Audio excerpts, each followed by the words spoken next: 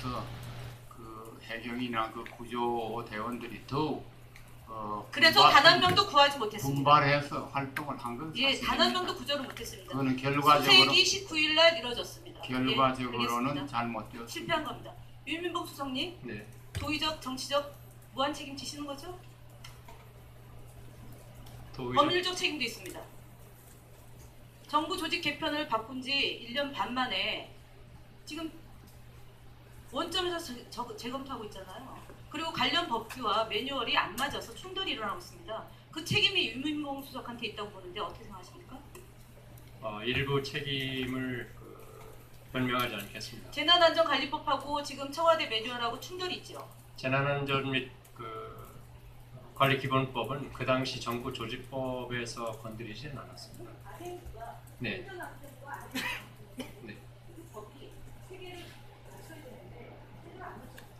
그 당시 행정안전부를 안전행정부로 바꿨고요. 그 다음 이제 안전행정부가 재난 및 안전관리기본법을 정식으로 개정하게 됩니다. 마무리해 주십시오. 정부 조직법상으로는 저희들이 계속 챙겨나가고 마무리해 주십시오.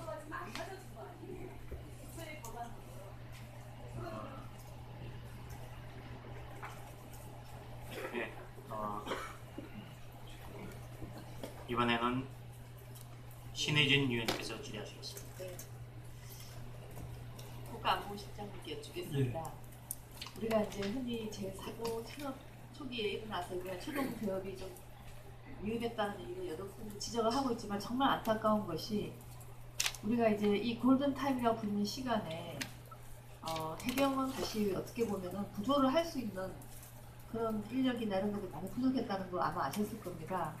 그래서 훨씬 더 해군에서 더 나은 그 구조 장비 같은 것도 있었는데 이러한 해군의 구조 세력이 아무런 구조 작업을 하지 못하고 대기하고 있었던 것이 알고 계십니까? 표를 좀 주십시오. 혹시 알고 계셨습니까? 해군은 여기 보면은 해경이 해군 함대 링스 헬기에다가 병풍도 남쪽에 위치토록 요구한다라든지 이렇게 아직 해군은 그 자원을 구조에 쓰지를 못하고 있었습니다. 혹시 알고 계셨습니까? 예, 초기에 해군이 제 역할을 못한 건 얘기가 그렇죠. 하지 못한 거라기보다 대기를 하고 있는 것처럼 돼서 그 이유는 구조무 특히 그 주된 책임을 지는 것이 해경이기 때문일 겁니다. 예, 그렇죠? 해경이 통제권을 가지고 있습니다. 근데 이제 지난 제가 6월 30일 국방부 기관 보고서에 할 때 초동 조치에 대한 내용을 보니까 사실 해군은 당시에 대형 상륙함 등 함정 28척, P3C 등 항공기 14대, 해남 구조대, UDT 45명 등이 투입되어 있음을 이미 얘기를 하고 있었습니다. 해경에 비해서는 월등히 많은 사실 전문 인력들이 있었는데요. 사실 이런 거를 잘 몰랐다 하더라도 만약에 우리가 해경이 주된 임무긴 하지만 더 많은 전문 인력이 해군한테 있었다면은 초기의 구조 임무를 해군에게 일부 좀 맡기는 것도 하나의 효율적인 구조 방법이 되지 않았다라고 생각을 하는데 어떻게 생각하십니까? 예, 지금 이제 사후적으로 생각하면 의원님께서 말씀하신 것이 타당성이 있다고 생각합니다. 저희가 당시에는 이게 저희가 그 조직에 관한 이런 것들이 정말 해경이 모든 상황을 통제하게 이렇게 되어 있습니다. 그래서 해군이 지원 역할을 하도록 이렇게 했기 때문에 제대로 있는 자원이 활용이 못됐다. 이런 것은 매우 안타깝게 그렇죠. 생각합니다. 바로 이게 이제 평소와 달리 이런 재난은 사실 우리가 대부분 예측하기 힘든 거거든요. 재난 시에 초기에 유용한 자원들을 빨리 동원해서 제대로 대처하는 것이 정말 중요한 거 아니겠습니까? 그런 면에서 오늘 사실 많은 의원님들께서 컨트롤 타워에 대한 얘기를 하셨습니다.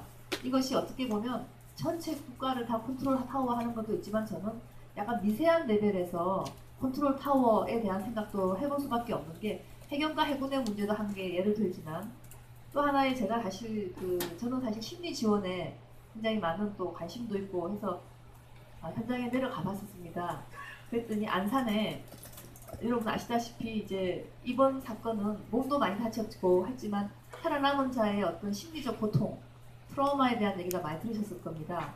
그래서 안산 특히 지역에 살아남은 분들 또 유가족들을 심리를 지원하기 위해서 정신건강 트라우마 센터 같은 거 만들면서 지원을 초기부터 했었습니다.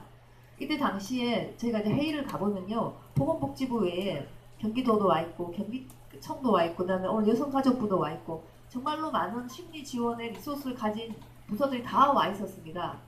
하지만 모두 다 똑같은 목소리로 가 있기 때문에 누구 하나 선뜻 나서서 우리가 책임을 지겠다는 말을 하기가 정말 힘들었습니다. 결국은 가장 많은 전문성이 있고 그동안에 정신건강센터 등의 지원 시스템이 있는 복지부가 주가 되어서 약 5월 1일부터는 제대로 그 대처를 하게 되었지만 실은 그 사이에 누가 이거를 더 많이 가지고 누가 그 자원을 가지고 할 것인가에 대한 어떻게 보면 하이라키라 그러나요? 그런 거를 세워주는 것이 너무나 어려웠습니다. 김동현 실장님, 아마 관련하여 제가 홍보조정실에 연락하신 것이 기억하십니까? 네, 그럼요. 이렇게. 예, 제가 처음에 정말 너무 이거 어려워서, 왜냐하면 이거 제 임무도 아니고 그렇다고 정말 대통령이 직접 와서 할 수 있는 것도 아니고, 하지만 상황에서는 누구한테 더 많은 자원을 가져와서 누가 지휘 체계를 갖고 하는 부분을 갖는 게 정말 어려웠습니다. 심지어 안양관에도 재난심리지원센터까지 있습니다. 하지만 그 센터는 또 전문 인력이 별로 없었거든요. 그러니까 고만한 센터나 지원 인력이 각 부서마다 다 흩어져 있는데 이걸 어떻게 모아서 쓰느냐, 이거는 해경과 해공도 마찬가지였고, 저는 결국은 어떻게 보면 현재 정부에서는 국가안전처를 만들고 이제는 컨트롤 타워도 제대로 하겠다 이렇게 말씀을 하시지만 평소에 서로 부처에서 협의를 해서 어떨 때는 뭘 한다는 자세한 매뉴얼도 없이 또 그에 따른 훈련도 없이 여전히 만약에 이런 또 국가안전처만 만든다면 저는 컨트롤 타워 이슈가 또 나와서 현장에서는 일도 안 될 것 같은데 이 부분에 대해서 좀 어떻게 좀 대처를 생각하시는지 예, 네. 말씀 좀 해주세요. 그 여건에 대해서 그 의원님께서 제게 여러 차례 연락 주셔가지고 그 전문적인 그 어드바이스와 이 방향을 많이 제시해 주셨습니다. 다시 한번 감사 말씀드리고요. 아까 잠깐 보고 말씀드렸습니다만 제가 차관 회의를 주재하면서 특히 이제 진도 현장에 있어서 여러 가지 그 장래 문제라든지 또 그 이송 문제도 있지만 더 많이 신경 썼던 것이 이제 안산 쪽을 비롯한 피해자 가족 지원 문제였습니다. 그래서 10여 개 부처 차관들과 함께 열차례 회의를 하면서 여러 가지 사안들을 조율을 했고 부처 간 협업을 했다고 생각을 합니다. 그 중에 하나가 이건이었고 그래서 그 안산 그 복지부를 중심으로 한 체계를 만들었고요. 다른과 학생들은 교육부 쪽을 많이 활용을 했습니다. 앞으로 이제 그 국가안전처가 만들어지게 되면은 국가안전처 장관이 총리실 직속으로 되면서 총리의 명을 받아서 이와 같은 부처 간의 여러 가지 협업하는 문제들에 대해서 보다 강력한 조정 권한을 갖게 될 것입니다. 또 특별한 권한을 또 부여한 것 중에는 우리 특교 배분권이라든지 이런 것들이 있습니다. 그렇기 때문에 아주 그 세세한 부분까지 국가안전처를 중심으로 해서 부처 간의 협업이 충실해지도록 특별한 노력을 기울이겠다는 말씀을 드립니다. 네, 수고하셨습니다.